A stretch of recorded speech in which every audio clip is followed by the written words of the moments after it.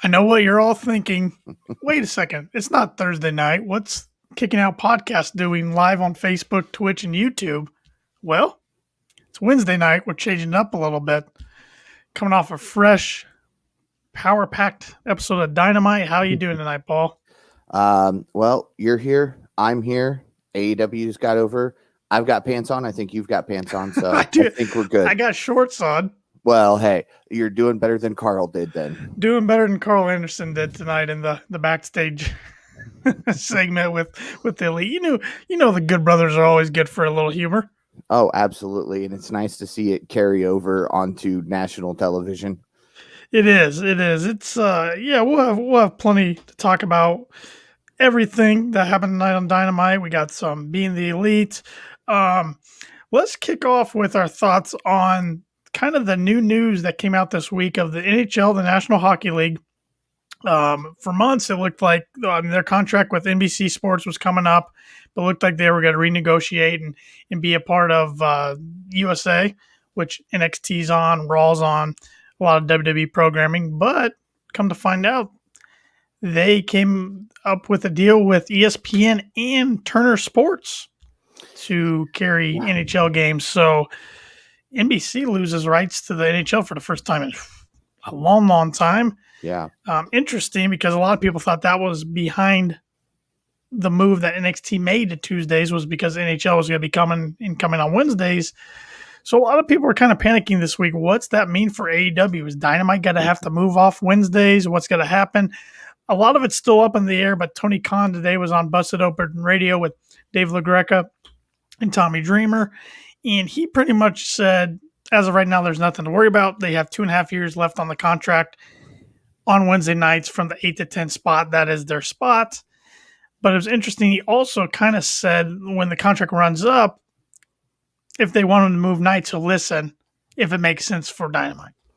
Right. I mean, I think if, they're pulling $1.5 million, $2 million by the time the contract's up, it's not going to make sense for them to move nights because it's going to confuse everybody.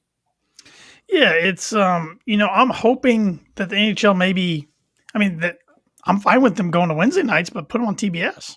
Yeah, absolutely. My thoughts exactly. And that's fine. And I know I've heard some people say, well, that's going to draw away some viewers from Dynamite. It probably would, but there's only so many nights in a week. I don't know what else you can really do at this point. And I don't blame Turner for, the selfish part of me wants to say, well, they shouldn't have got the NHL. But you look at the NHL deal, it's a lot of money. It's like $253 million, which Dynamite's like $40 million.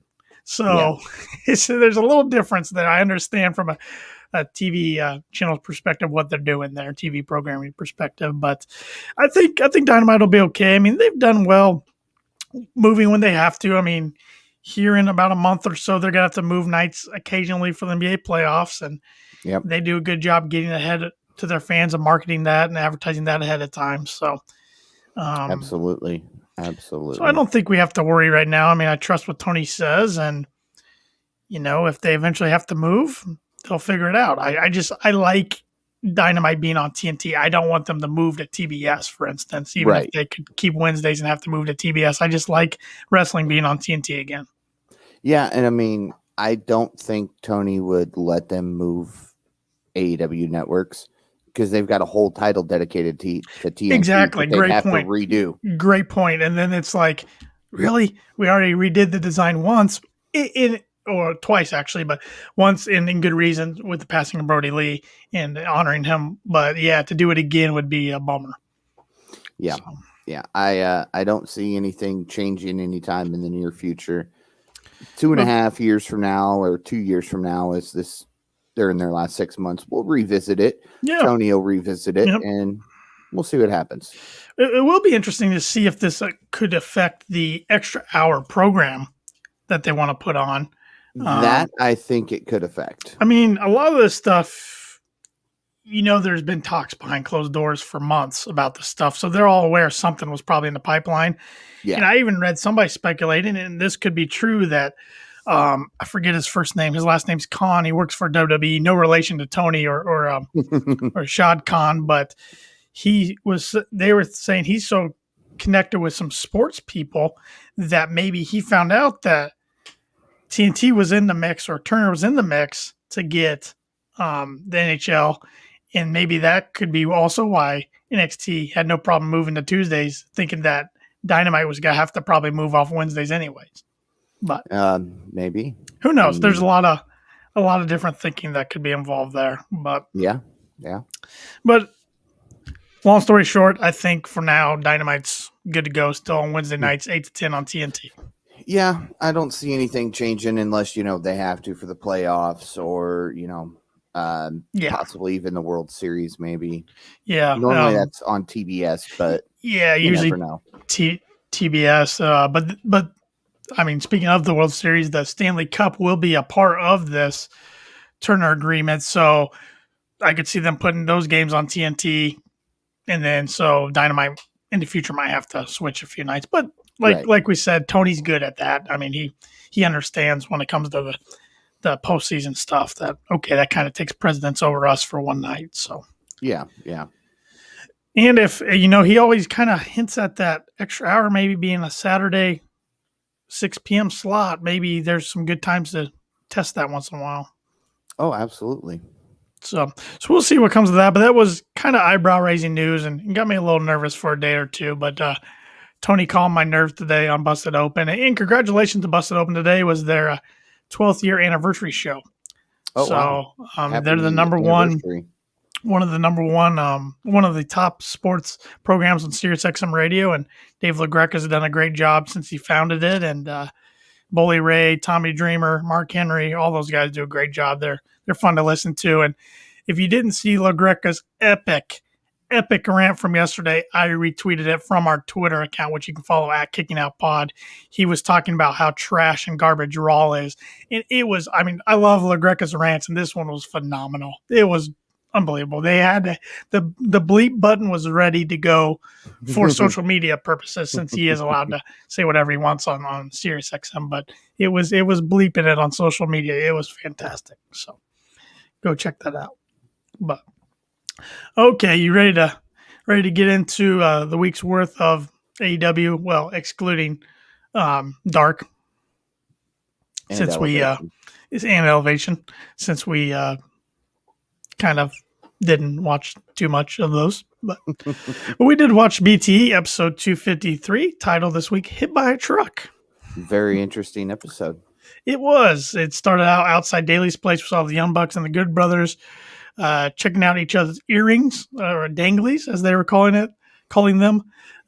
We see Carl Anderson doesn't have any, but because they're down with his short shorts. He does a little dance for the group, the helicopter dance, I'll call it, along with Don Callis and Michael Nakazawa and Kenny Omega. The group heads into their private trailer. We see the segment from last week's Dynamite when Jon Moxley and Eddie Kingston drove a truck into the side of the trailer. The group bails out of the trailer and runs down the parking lot to get away from them with the song Run, or what, I don't know if that's the title of it. Yeah, I don't know. It's kind of a social media thing. Phenomenon plays in the background. So funny little bit, but there's no way they could have got out of that trailer that fast. No. It was a nice way to try to extend on that segment from last week. But they weren't out there that fast. Nope.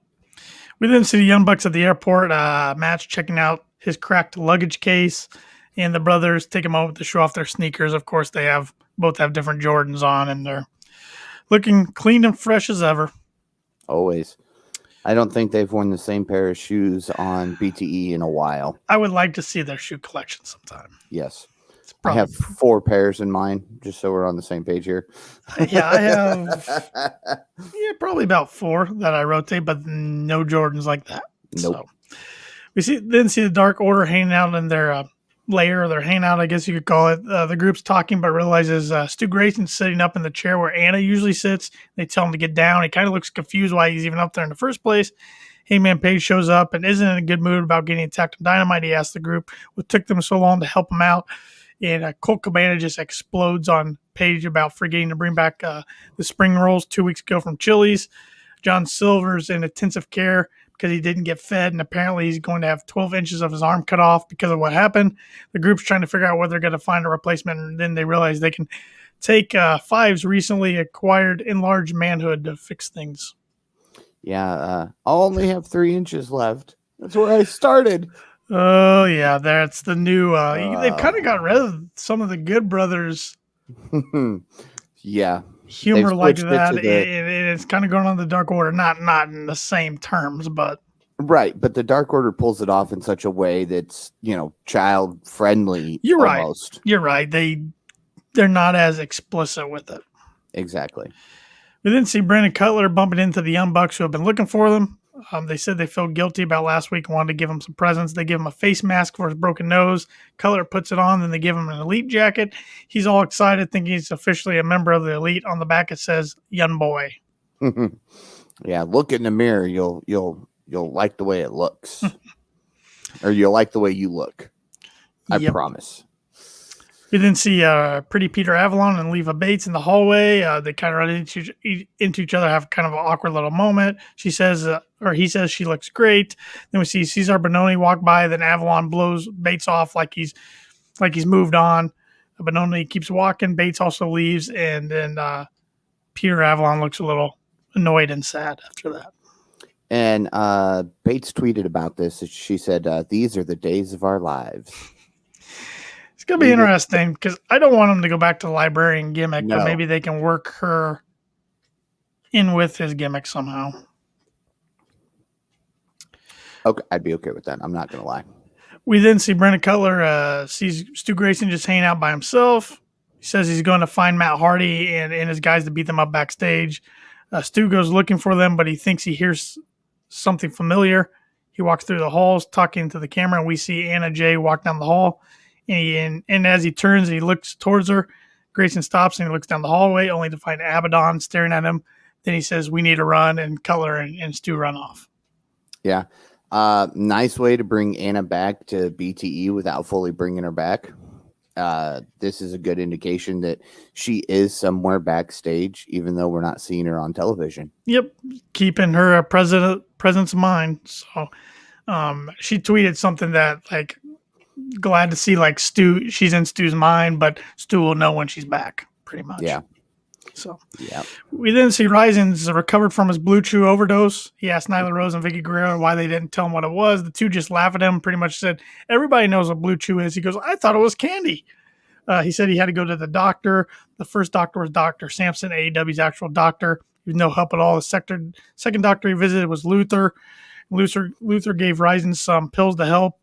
And then he went back to staring at the wall and yelling in a high-pitched voice like he always does.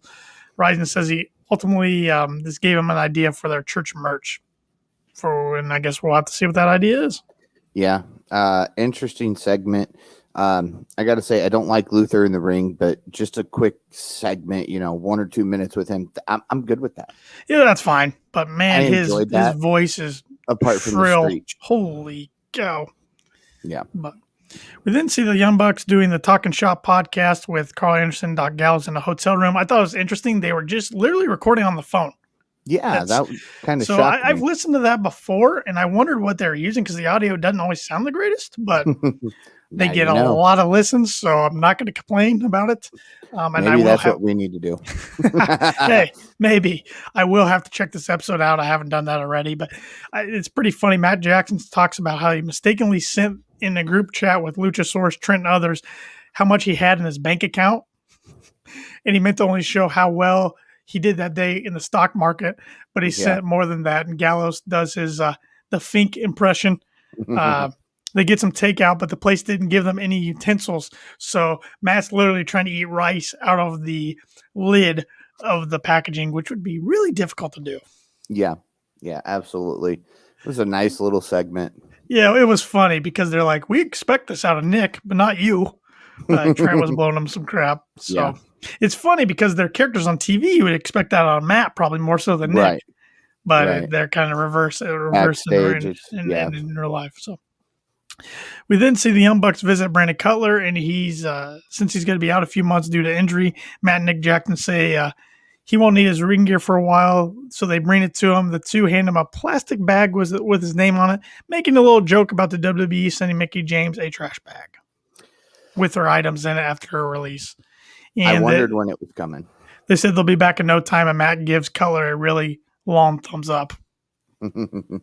Yeah. They always find a good just a little dig in there. Yep. I knew it was going to come too, because I mean, it blew up all over Twitter. Well, yeah, and I mean, other platforms. There was no way these guys were going to ignore that. Nope. They were going to find a way, and Brandon was the perfect fit for it. Well, I mean, the Young Bucks are hitting on everything on Twitter as heels. They even said they pretty much give artists credit where credit's due. A little dig at the Chelsea Green incident from earlier this week. So. Yeah. And I got to say, over the weekend, speaking of the Young Bucks, they had on their Twitter bio, look at your bank account or what, look up our net worth, then double it again, and you're close. Yep. It's actually from Mortal Kombat. I mean, there's a lot of little things they do. Yeah. They also on their Twitter, they did a pinned post that says new bio. I like that. I thought that was cool. So yeah.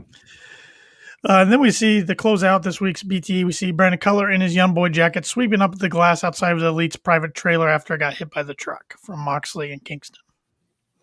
Yeah, nice little way to end the show. Shows that he's at least going to do it. So does that make him 3 contract Cutler right now, or is he still 2 contract? Still 2, but he's getting close. Yeah. Getting close. All right, so let's recap tonight's AEW Dynamite from Daly's Place. It was taped last Thursday. It started off with Brian Cage versus Hangman Adam Page, and I texted you and even tweeted from our account. It feels like Hangman Page opens up Dynamite every single week anymore. Yeah, and we've talked in the past. Opening the show, you set the pace for the show, and I got to say, Hangman's delivered every week. He's had not just Hangman, but the match with Hangman has started off Dynamite, and it started off great. Yeah, I mean, if you can't be in the main event, being in the opening match is a pretty good spot. Yeah, absolutely. Now, did you make it through this match without having to go to the restroom? I did. And that's 2 weeks in a row. Yes. I was very pleased with myself. I almost texted you, but I'm like, you know what? We'll save it for the podcast. Well, we had Taz on commentary like he always is when there's a match featuring somebody from Team Taz. Team Taz attacks Hangman Page during his entrance. The Dark Order come out with a save and brawl with Team Taz a little bit. Brian Cage then hits a huge powerbomb on the stage. We see Brian Cage really dominating the match early. Hangman finally gets some offense in when he throws Cage into the post and hits a moonsault. They go back and forth a little bit, but Cage starts dominating again. Then he ends up hitting a drill claw for the surprising 1-2-3.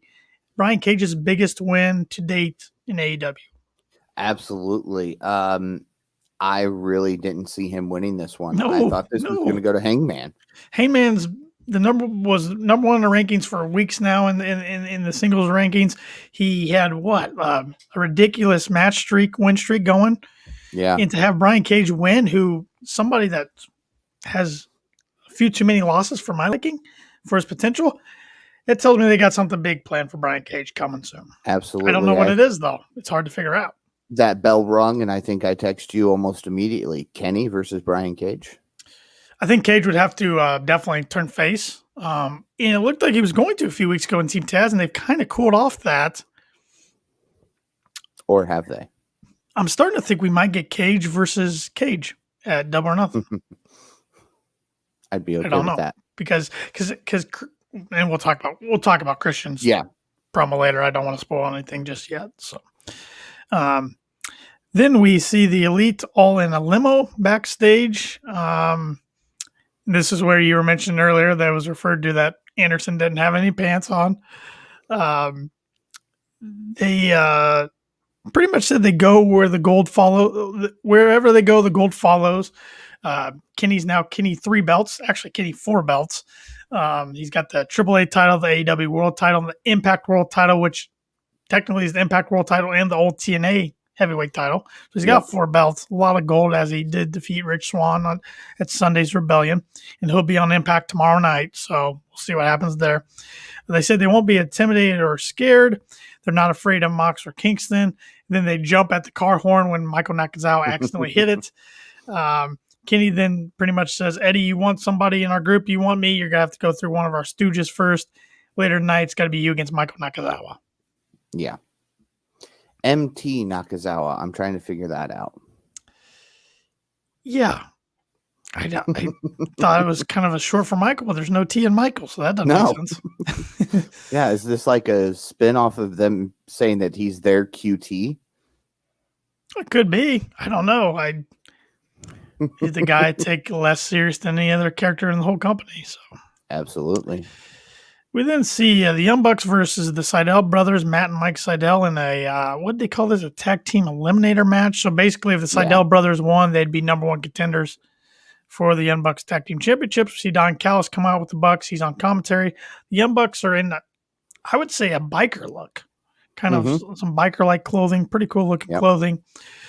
JR said Matt Jackson's channeling his inner 1980s P.S. Hayes look. I thought that was a good little shout out there. Yep. A cool spot there in the match. The Bucks tried to switcheroo at one point, where Matt rolled Nick out of the ring and laid face down, but then Rick Knox. He's ref so many Young Bucks matches that wasn't going to fly. He knew who Matt was, and of course he knows who Nick is.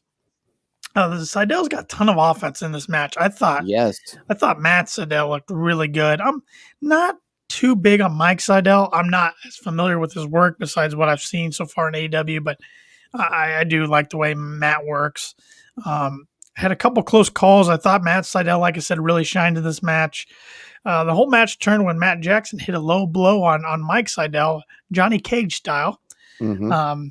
And then both brothers hit Matt with 2 super kicks, and then they hit Mike with the BTE trigger, and that was it for the win.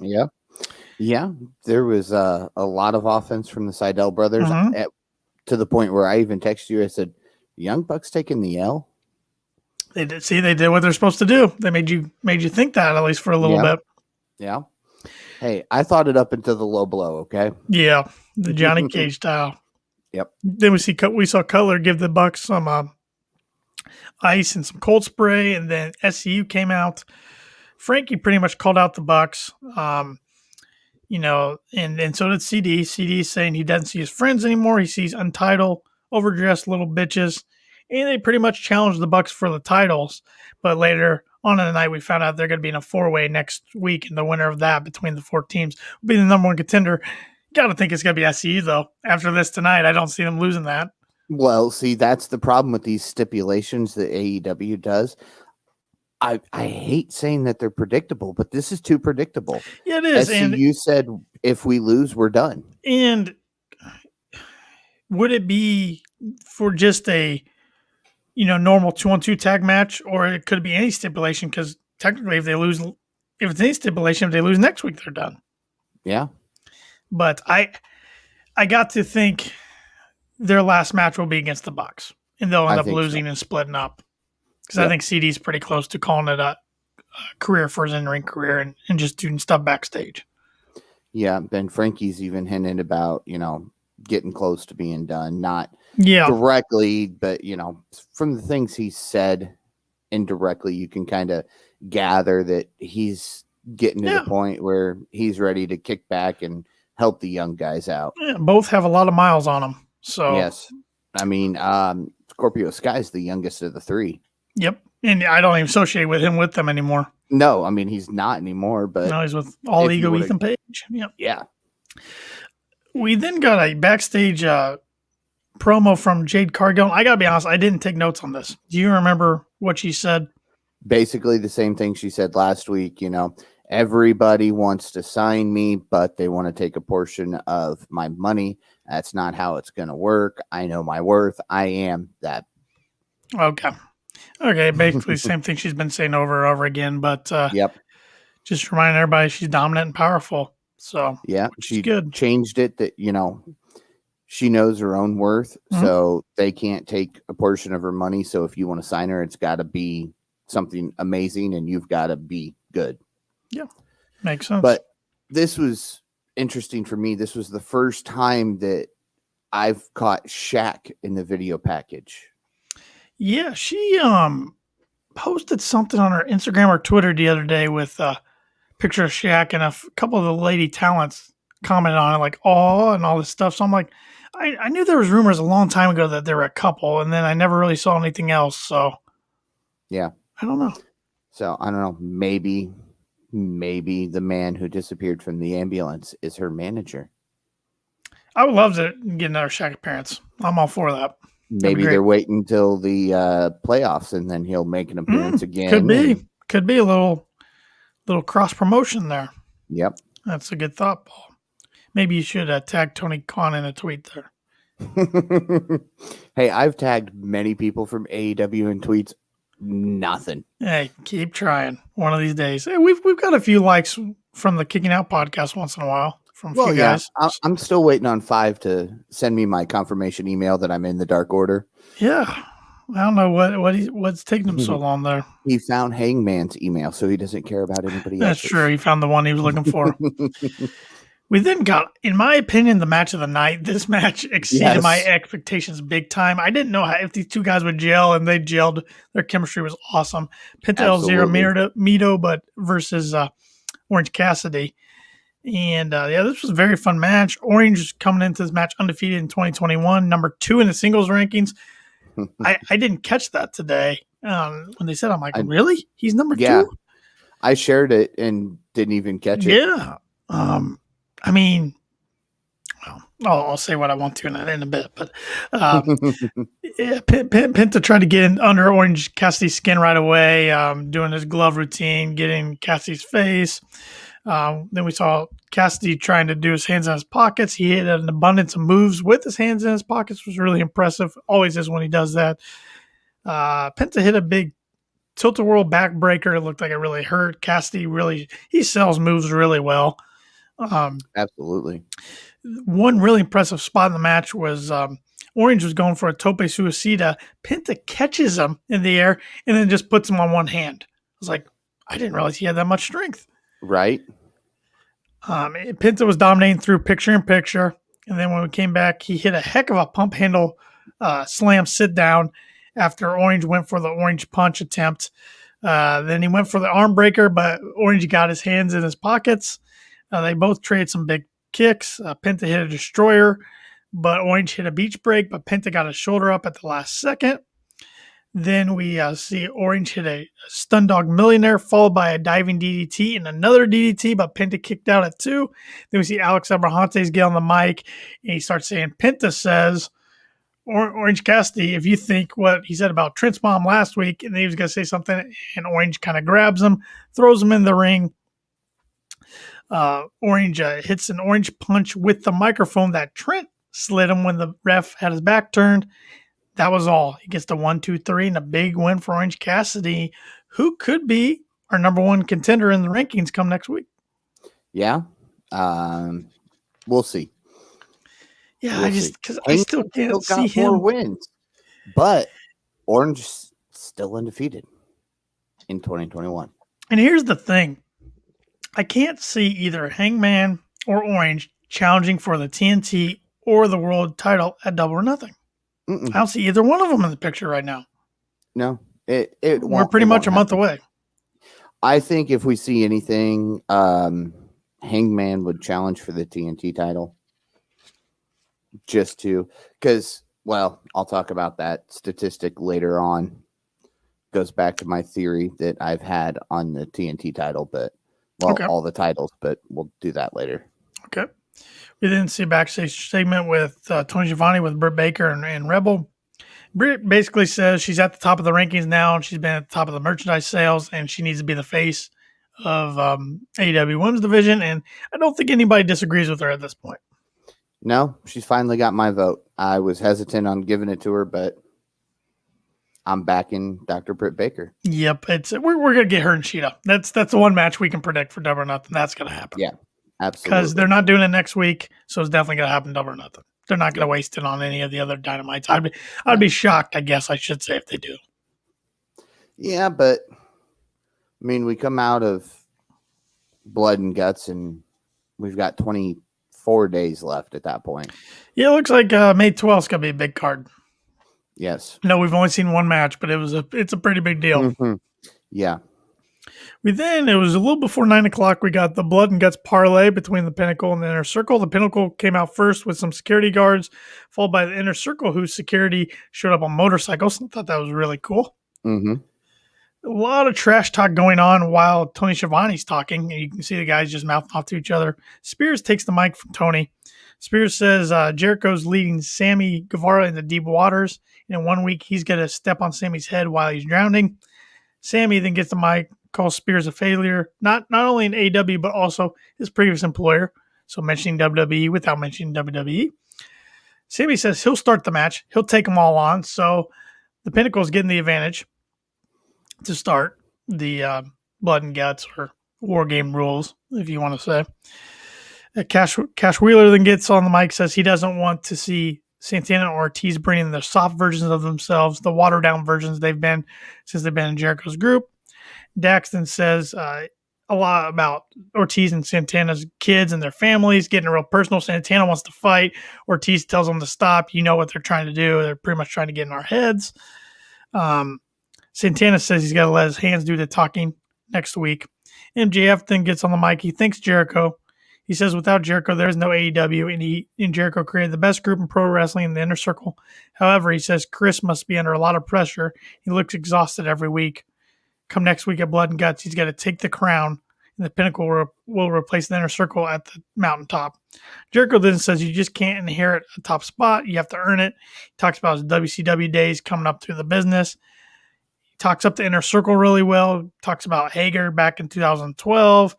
Talks about Santana Ortiz becoming dogs. Talks about Sammy was his hand-selected guy, and because of you, MJF, he at one time quit the group, but he's not going to now. Thought that was a little interesting. Yeah. That made me think, are we going to see Sammy or somebody from the group turn and cost him next week? Yeah. If it's anybody, I think it's going to be Hager. Yeah. Be interesting. He then does say 2021 is going to be the summer of violence and pain for the Pinnacle, and next week summer starts early. Great promo. Jericho was fire. All the guys are fire. It got me even more excited for the Blood and Guts match next week. Yeah.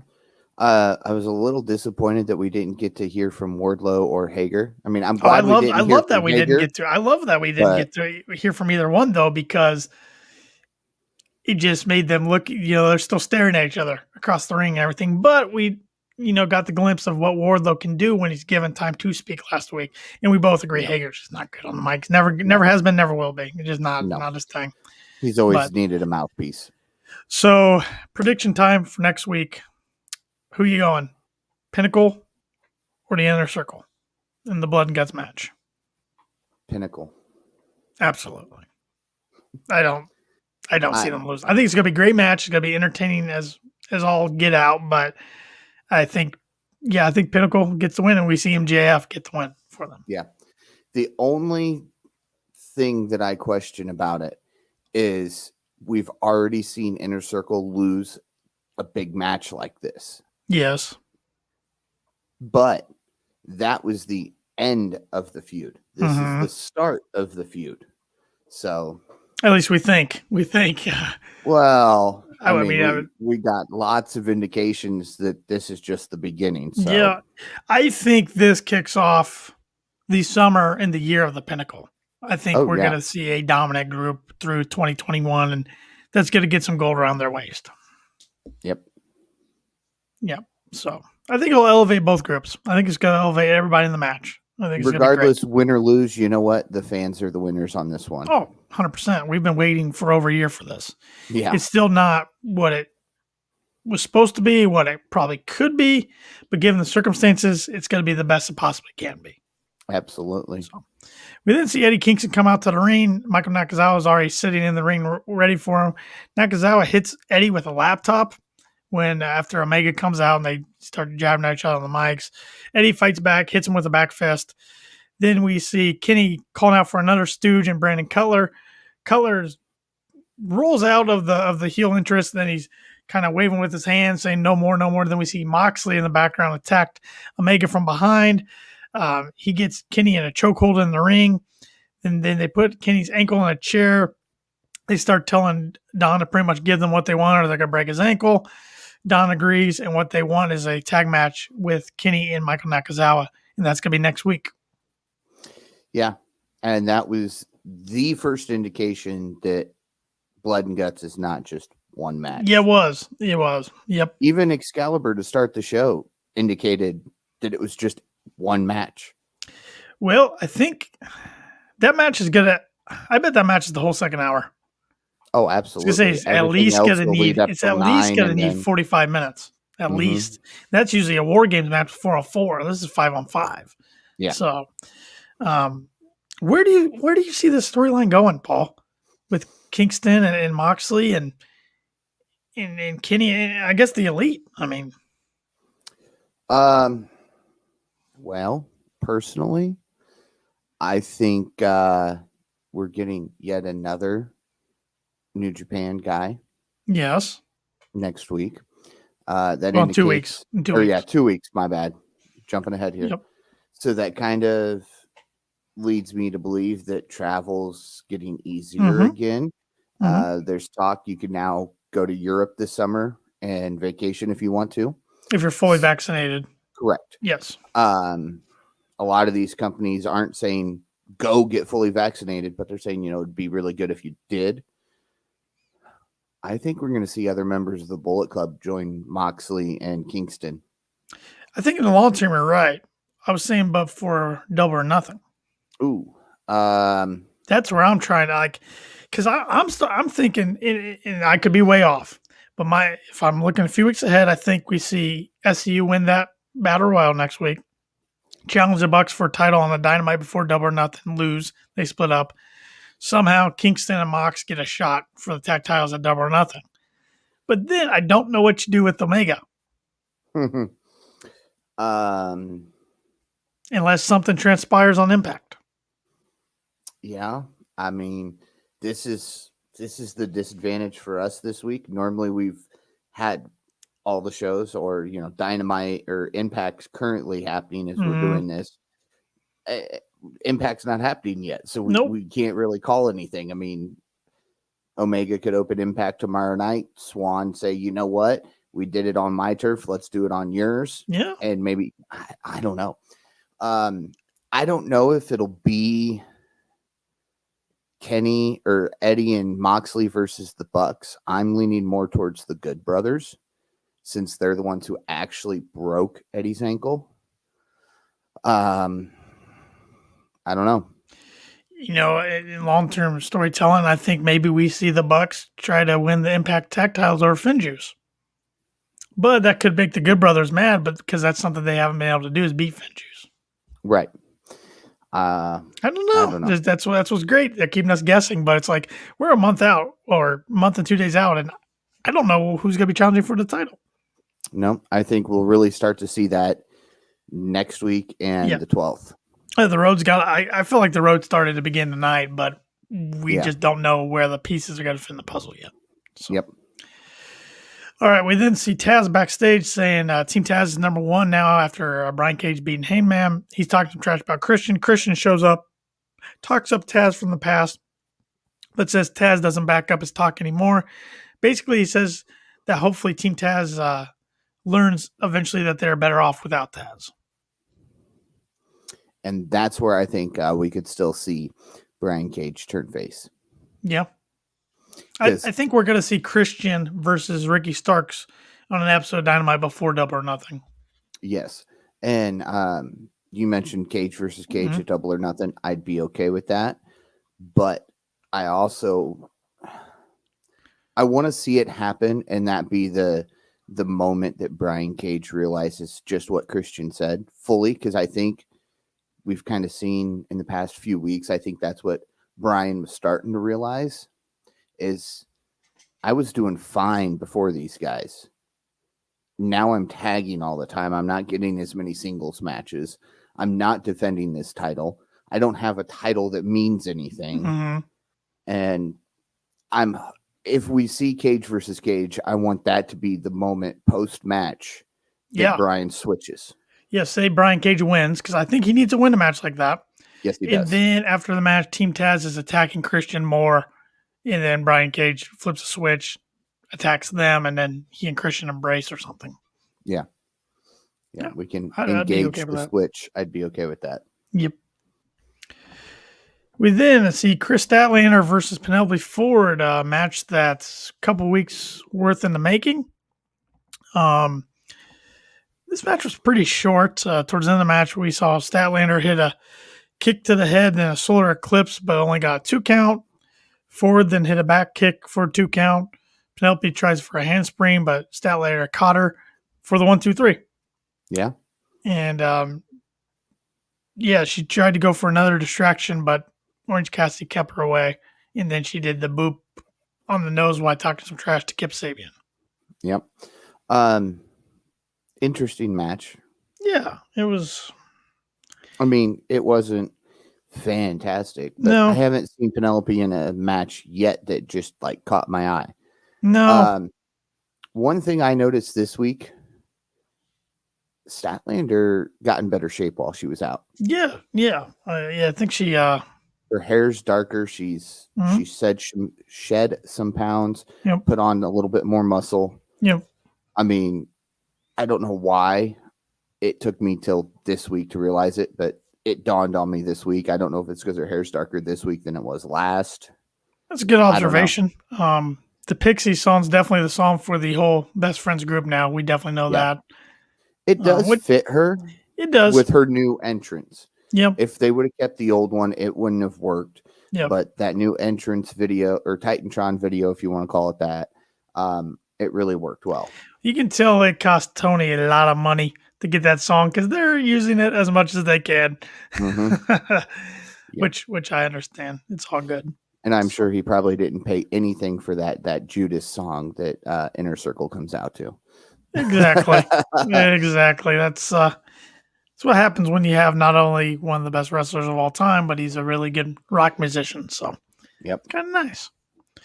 We then see a feud that keeps building and building every week. The Factory versus the Nightmare Family. In the Factory this week was made up of QT Marshall, Aaron Solo, and Nick Comoroto, with Anthony Ogogo by their side against Dustin Rose, Lee Johnson, and Billy Gunn. Loved how Billy Gunn showed up with the taped ribs. I think that's a lost art in pro wrestling anymore. Still selling injuries from week to week to week. Love that. The Factory shows up outside of Daly's place and coming out of the Nightmare Family's bus. It's like, how did they get in there in the first place? Still was never really explained. We saw Billy, Dustin, and Lee Johnson come out, immediately attack the Factory, and everybody's brawling on the outside. Lee Johnson hits a corkscrew splash on Nick Comoroto towards the end of the match. And Marshall, the referee's checking on Aaron Solo. Ogogo then hits a cheap shot to Johnson, another one to Gunn. Just that power uppercut punch. Both go down. Marshall tags himself in and gets the pin on Lee Johnson. Just like every segment with the Factory and Nightmare Family and the Factory, everything good happens post-match. Yes. Post-match, we saw Comoroto grab the bull rope and smack Dustin in the face with it. The Factory are celebrating on the stage. Marshall Haynes to taunt some more, but Colton and Austin Gunn come out and beat up QT. They end up sending him out to the floor, and he bails back to the bus. Comoroto and Solo run back to the ring and brawl with the younger Guns. Marshall goes to open up the bus door, but you see Cody Rhodes standing there right there, gives him the big boot right in the face, beats him up some more. QT climbs up on the top of the bus to try to escape. They battle each other back and forth. Aubrey Edwards goes up there, is trying to break him up. A bunch of wrestlers, actually, I think they're fans, or maybe they were extras, I don't know. They're cheering on below. Cody gets QT in a figure four. He's tapping out. Cody then flexes. Next week, we're getting Cody Rhodes with Art Anderson versus QT Marshall with the Factory. Getting this a little earlier than I thought, but I love it. Yeah. I was disappointed that they had so much light on that window in the bus. Oh, yeah. You could tell them before they even acknowledged it on commentary. Yeah. I mean, he started walking up there, and I said, there's somebody standing in the doorway. Mm-hmm. And I do got to say, though, listen, mother, father, that's how you make a return. See, I told you it was coming. Good reference from Kenny Omega, referencing that earlier. Every time Cody's come back, he's come up through the center of the stage with his music. The lights go out. He's in his suit. That's how you do it. I do wish, though, he'd stop spoiling it for everybody. Yeah, you got that. I didn't. I'm disappointed. And people shared it on Twitter. And AEW even acknowledged it before the show. Yeah. It's like, Well, I mean, I understand. I mean, I love getting a text from him. Don't get me wrong. But at 7:17 tonight, I get a text that says, "I feel like coming back tonight." ... It's like, well, Cody's coming back. See, It's I just like when feel he returned with the dark hair. yeah. He showed his maps from Georgia to Jacksonville. Mm-hmm. It's like it would get such a bigger pop if he just showed up. But being a show that's specifically taped and not full crowd, maybe trying to get more eyeballs Yeah. on it. Yeah, because he really started doing this when they lost the fans Yeah. beforehand. And I Yeah. think, honestly, that's what this is all about. You know, TNT telling Tony that you've got to announce it ahead of time if somebody's going to be there. I think it's to get more eyes on it since the fans can't be there. Yeah. You know, maybe there's that one fan who just goes, you know, I don't feel like doing it tonight. And then Cody sends out a tweet, says, hey, I'm going to be back. Yeah, that's a good point. In a sense. That's a good point. Then he shows up. And going back to your comment about the lighting, it was interesting, though, since the tape show, that's something they could have reshot. Yeah, but I think the fact that the commentary team caught on to it and mentioned it, they would have had to have redone that. Yeah. And, you know, the one thing I got to say is being taped, they could have waited just a little bit longer to announce QT and Cody for next week. Because, I mean, it's like Cody flexes, oh, just announced. It's like, yeah, okay, Tony Khan can work miracles, but he's not able to go book this, get me images for it. Let's run it out there. They're going to announce it in 10 seconds. They do that quite a bit. I've noticed AEW. That is a little flaw. Yeah. And it's always on their tape shows. Yeah. It's always like a minute or two later, it's booked. It's like, that's pretty quick. You got everything in writing, signed that fast. Okay. But, next week on the Blood and Guts episode of Dynamite. Can't wait for this episode. I love these special edition Dynamites. We're going to get Britt Baker in action. We're going to get SU versus Jurassic Express versus the Varsity Blondes versus the Acclaimed. Winners get an AEW World Tag Team title shot against the Young Bucks on May 12th. Yes. So the following week. Like we said, it's going to be SU, I think. I mean, if not, the promo tonight made no sense. Exactly. On May 12th, we're going to see Jon Moxley defend his IWGP US Championship versus Yuji Nagata. That's huge. Yeah. This is a guy who's in his 50s. I believe he's about 53. Mm-hmm. He's an absolute legend in New Japan Wrestling. Yeah, and I was familiar with the name, but I couldn't pinpoint it. And then Tony went, I used to call his matches back in WCW. And then I went, oh, there it is. I mean, it's defending a New Japan title on Dynamite. That is a big deal. I mean, just like tonight, we saw the Impact World Championship on Dynamite. Yep. There's something. And that's another reason that I say, AEW's not going, Dynamite's not going anywhere.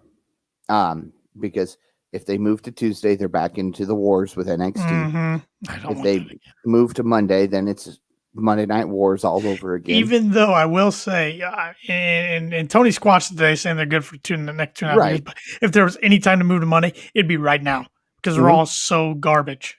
Yeah, right now.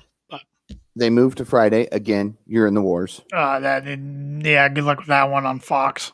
Yeah. You move to the weekends, you're going to lose viewers because they're out doing. They're not going to move to Thursdays ever. Tony said that because the NFL plays games on Thursday nights. Not going to happen.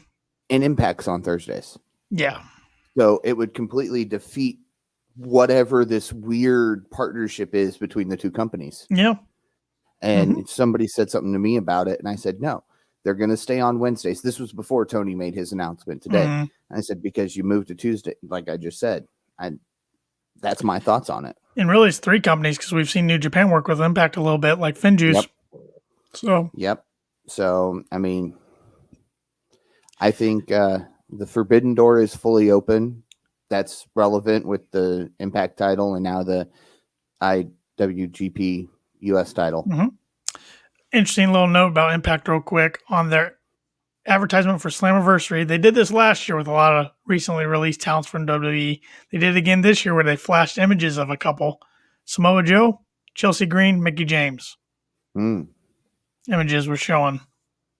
Last year, all the images they showed up except one talent, and I don't remember who that was. Yeah. Oh, it was Drake Maverick because he re-signed with WWE. Oh, yeah. But everybody else that they flashed showed up. Mm-hmm. And EC3 trolled all of us for months. Yeah. I mean, every promo had somebody from AEW in it. He even flashed the logo numerous times in his promos. And then he goes to Impact. In ROH. He's been ROH too. And, and as of last week, he had a really bad infection, was in the hospital. So hopefully he's doing that. better. Yeah, it was really bad. So we then saw backstage, we saw Kip Sabian finally met up with Miro. And Miro just destroyed him, pretty much. Threw him into the garage door like numerous times. Choked him with the chain. Said nobody's going to stop him from being champion. Punched Sabian right in the face. Says time to pay our dues. Slammed his the door right into his arm. He then hugged Sabian and said he forgives him. That was kind of weird, but we'll see where this goes. We'll see if they're still friends or partners going forward. Yeah. I gotta say though, he threw him into the three little sections, and when he punched him, I mean, I know it's a working punch, but that thud! Yeah, he punched hard, and he legit, I think, punched the locker. He didn't hit his face; he punched the locker, but that would still hurt your hand. So that made a noise, pop. Yeah, and that wasn't a gentle slam on the arm. Miro, he's an aggressive, strong dude, and that's what I love seeing out of him. He doesn't play around. Yes, now we just need the gentleman formerly known as Aiden English to walk in and go, "It's Miro Day," and then I'll be happy. It would be great, but it'd be such a ripoff of WWE. So just to do it once, do one time would be cool. But if they time, just have him as a special guest. He walks out, clears his throat, says it's Miro Day, walks backstage. That'd be something you got to do with the full audience. Yep. Then we get the main event of Dynamite. I think this is the third consecutive week in a row that the TNT Championship has main evented Dynamite. Yes. I know it's the fifth straight week Darby has defended the TNT Championship on Dynamite. He's taken on 10 Preston Vance of the Dark Order. Earlier in the night, they did a nice little emotional segment that showed why he wanted to win the TNT title for Brody Lee and Brody Lee's passing, how he brought him into the Dark Order. Really tugged on the heartstrings. Yeah, made me really pull for 10 in this one. 10 dominated the match early on with his power. Really looked like a star. Hit a nice spine on the pine. Darby then hit 5 and 10 with a flip off the top rope. Dark Order looked like they might get involved, but Steen backed them off, and Dark Order seemed to respect them, didn't want anything to do with them. We then saw Ethan Page jumped over the guardrail, interfere, and throw Darby into the ring post. Then he throws Darby in the ring. 10 hits a wheelbarrow into a German suplex for a close 3 count that Darby kicked out of. 10 went for the full Nelson, but Darby ends up ripping 10's mask and gouges his eyes. 10 then locks into full Nelson. Darby then runs 10 into the corner, does a flip for a reversal pin for the 1, 2, 3. We've seen Darby kind of win in different pin combinations a lot in the last couple months. Darby then rips off 10's wristband that says Brody, and he holds up in the air. The two embrace. And after that, Ethan Page and Scorpio Sky attack Darby and Sting from behind. Then right when the show's closing, Lance Archer and 10 come to their aid, and we go off the air with Ethan Page and Scorpio Sky going through the heel tunnel. I knew this was coming. Yeah, I knew Lance was going to come out. I didn't think 10 was going to come back out. I saw 10 coming out just because of the fact that 10 was so hesitant. The fact that Darby was down when he got back into the ring, he knew something was up. He was looking at the Dark Order. They're saying it wasn't us, so he knew something was up. He was hesitant to attack him. Ended up costing him the match, but I knew he was going to come back out if somebody attacked. I think we're going to get some. I mean, because Ethan Page and Scorpio Sky, they're definitely pushing. They're winning on Elevation every week. This is 2 weeks in a row they've closed the show in an angle with Darby and Lance and Sting. Interesting that Scorpio got Sting in that heel lock. I started thinking maybe they're going to do an injury segment with Sting, and then it'll be Archer and Darby versus Scorpio and Ethan Page. But at Double or Nothing, I feel like we get a TNT title match. Okay. Now, here's my thought on this. And I have said this.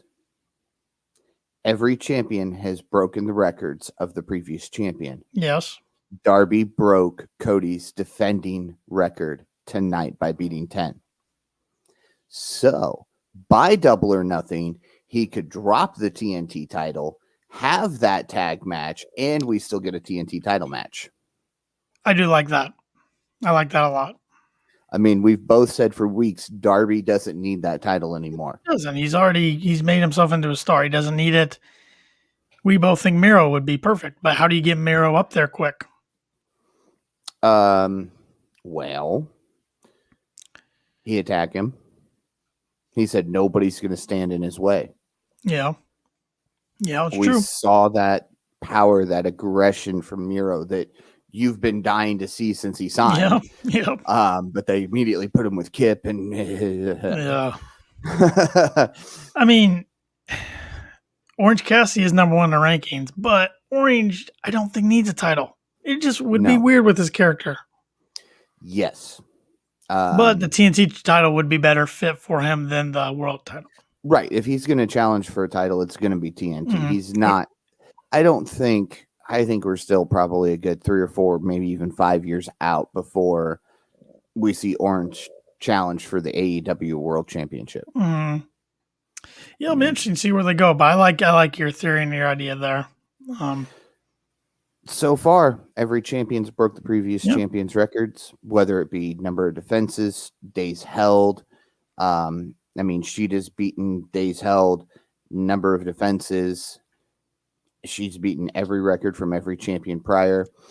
I'm surprised that he's defended it more than Cody, because Cody had all those weeks he was doing the open challenge.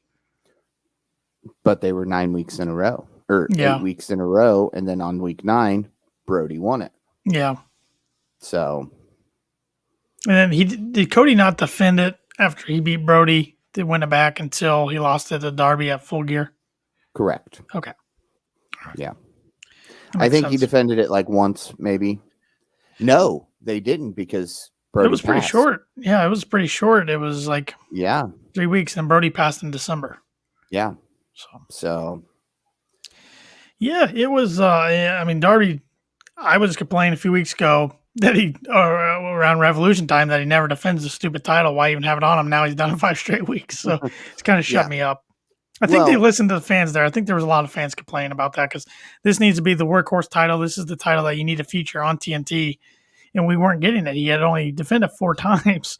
So, yeah. And, he was in that feud with Team Taz. And that took away from him. Took forever, like 6 months. Yeah. And that was, in my opinion, I understand why they put the belt on him and then had him go into that feud, because it fed that Ricky Starks is, Darby gets whatever he wants feud. But it was a little too long, in my opinion. And I think before Double or Nothing, we'll have a new TNT champion. I like that. I like that plan. So once again, tag Tony in your tweet. All right. All right. Last 2 questions as we wrap up the show. Letter grade for tonight's episode, and your wrestler of, I guess I can say week, even though it's only Wednesday. I was going to say of night, but wrestler of the week. B+. Okay. I like that grade. I'll agree with you there. I like that grade.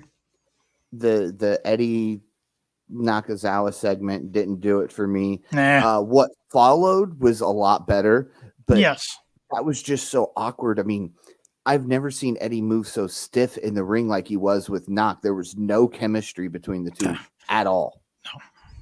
No. I agree with you there.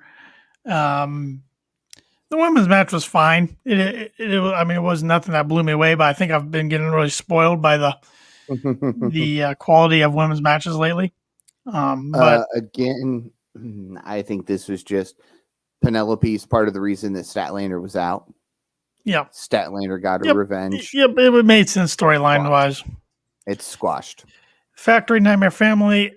I was kind of expecting it, but it was a little even worse than I thought it would be, to be honest. I enjoyed the main event, but the match of the night for me was Penta versus Orange Cassidy, which I'm going to give my wrestler of the week before you do this week. Changing it up. Who you got? Orange Cassidy. Okay. Big win for him. He's number one in the rank. Well, good possibility he'll be number one in the rankings. He's at least number 2 in the rankings. Yeah. So, don't get ahead of yourself. Orange. There. I could have went with one other person. I probably should have. Looking back on it, maybe you will here. Ooh, probably not. No, because I'm going with Cody. What? Yes, because he finally made a good return. Yeah, even though he spoiled it.